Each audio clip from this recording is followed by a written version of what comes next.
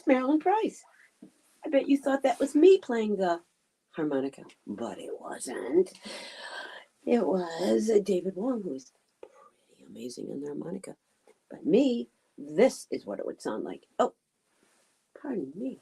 Let's get full view here. This is what it would sound like if it were me.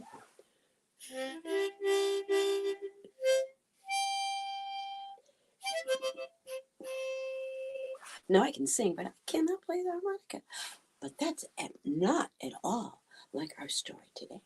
I played you just a little bit of a ditty, and I, of course, would love to share it with you, but you can find that out on your own. But for me today, I am going to introduce you to someone you already know. I hope, because he wrote so many wonderful stories. His name is Robert McCloskey, and he wrote one of my personal favorites that I've told to you, and you haven't seen it, you should look it up. It's called Make Way for the Ducklings, and it includes a little lesson in the alphabet, which of course Robert McCloskey loved, because anyone who writes and illustrates for children only encourages their literacy. So let's just review quickly Make Way for the Ducklings, about Mama Duck and Papa Mallard, who are raising a family. And they have how many children? I'm so glad you asked. Starting with Jack. They then had Cack and Lack and Mac, Knack and Uack, Pack and Quack. 8 ducklings. And not to give away the story, but they had to get across the street safely. So along came Officer Mike, and he helped them cross the street. And of course, we now know the alphabet, starting with Jack, Lack, Cat, Mac, Knack, Uack, Pack, and Quack. But that's another story for another time. This is a wonderful book. I highly recommend it. It's called Make Way for McCloskey. And it's the story of including many pieces of his books.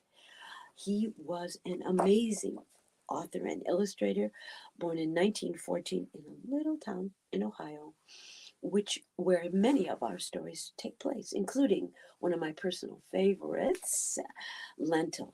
But I'm getting ahead of myself, because I'm going to tell you, not read you, I'm going to tell you about Lentil, who is not about a bowl of soup at all, although it does inspire one to tell this story and have a nice hot bowl of soup on a cold day. But as I said before, my most favorite is Make Way for the Ducklings, not to mention Blueberries for Sal and A Morning in Maine, A Time of Wonder. Such an illustrator, such a man.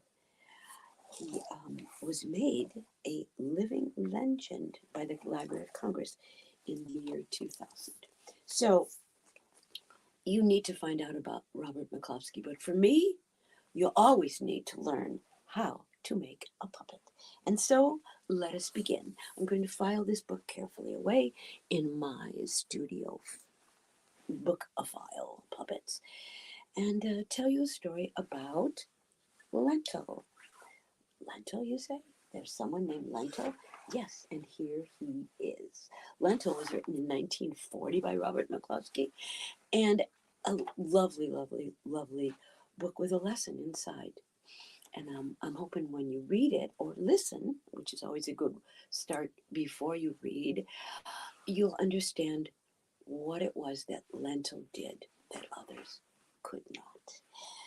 One thing he couldn't do was Lentil could not sing. But I'm getting ahead of myself, because I said I always teach you how to make a puppet. So yesterday when I was getting lunch ready, I looked and found a big box of, well, not so big, but big enough to put your hand in. That for me is big enough. What is that? Yes, lentils. Lentils. Lentils are a lovely bean that are good for you, full of protein, and they taste good too, especially in soup. So I said to myself, that reminds me of a story about a little boy named Lentil. And here he is. So I took me a picture and I put it right on, and now I have a puppet that can move Lentil along in the story. So Lentil the puppet and me are going to help tell this story. We have one character who is what the whole story is built around, sort of, and that is Colonel Carter. Colonel Carter is a hero in his town. The town is Alta, Ohio, not far from where McCloskey grew up, in a little town called Centerburg, Ohio, which is what you might call your typical small Midwest town where kids went biking down the street in the summer, where everybody knew everybody else. It was a great place to grow up, or so McCloskey said. Now, I'd like to introduce you to the hero. He's a man with big responsibility because his name is Colonel Carter. Ooh, while you're looking at Colonel Carter, you can get a nice, good view of my studio. But here's Colonel Carter. Lentil, soup. I can put him down because he doesn't come along to left. But in the meantime, gotta do some weights here. Okay, are you ready for a story? You know how to make a puppet? You can take a box of anything you really like and tell the story. And whose picture should you put on that box? I heard you. Yeah, you should put your picture on that box and you can tell a story about you. Now, maybe you can play the harmonica, and maybe one day I'll sit down and I will play a song for you. But I play the harmonica as badly as Lentil could sing. And so goes our story. Once upon a time, in a little town called Alta, Ohio, there lived a boy named Lentil. Now, Lentil loved music, but Lentil could not sing. He tried. He would open up his mouth and out would come. Nobody wanted to hear Lentil sing. Nobody. Not you, not me, nobody in the entire town of Alta. But Lentil loved music, so he decided to take up the harmonica. In the beginning, Lentil was as bad on the harmonica as he was at singing. But he practiced and practiced and practiced. His favorite place to practice was in the bathtub, where all the music reverberates. It's kind of like singing in the shower. But for Lentil, it helped his harmonica to sing beautifully. And so Lentil played the harmonica all the time. He played his harmonica on the way to school. He played his harmonica for friends, and everybody loved when Lentil played the harmonica. Except Mr. Sneep. Mr. Sneep was always grumpy. Do you know anyone who's always grumpy? Nobody knew why Mr. Sneep was always grumpy, but he was. He particularly did not like that all the attention of town was going to Colonel Carter, who he grew up with. Now, Sneep said that the colonel was no better than anyone else. The colonel had been very successful and very generous to the town, but Sneep did not like him. We usually call the word for that, Sneep was jealous. But Sneep was also just mean and sad. And when you're mean and sad, sometimes nobody wants to talk to you. And so it was. He did not like Lentil's music. He did not like Colonel Carter. As a matter of fact, he didn't like anyone. But the town was preparing for the appearance of Colonel Carter. Lentil had learned some music, but the band had gathered. And the band played beautiful wind instruments. They played the tuba and the trombone, anything that had to do with blowing air, beautiful air, out of a beautiful instrument. And I know that our friend Lentil was going to sit in the back and play his harmonica beautifully, of course. The day came when the colonel was about to ride into town, coming around the mountain, and all the band had gathered.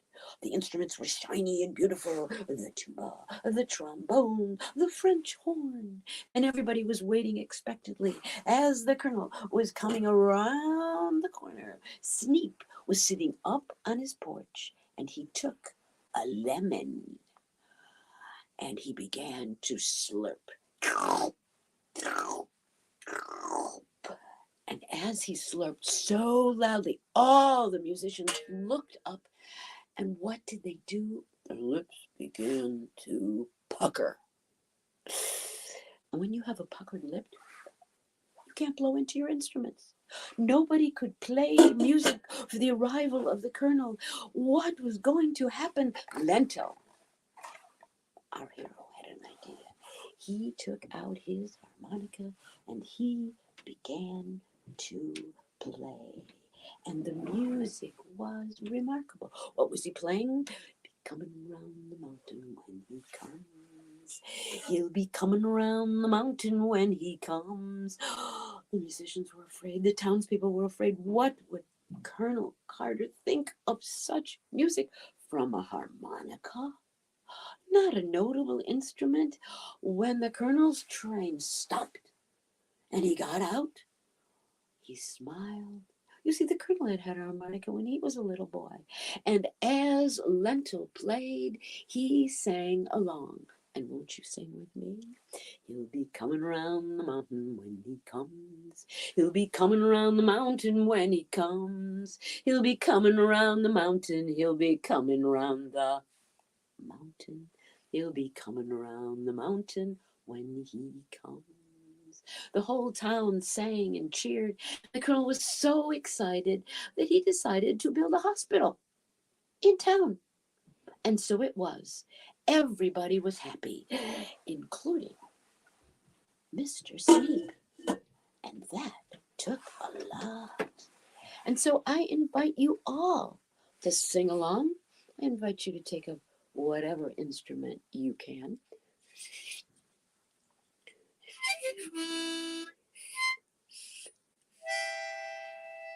And play it.